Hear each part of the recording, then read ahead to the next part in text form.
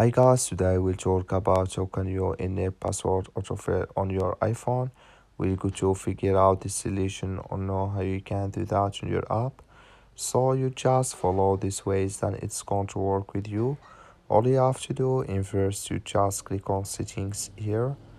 So then it's going to take you to your settings. It's going to show for you like this. So then you just go down, you keep going down here. Then you just click here on Face ID and passcode. You just click on it.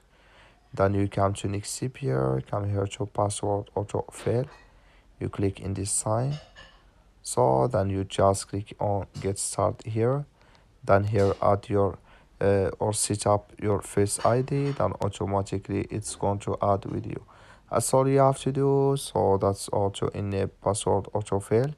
That's all. Thank you for watching. Don't forget to support us by liking and subscribe.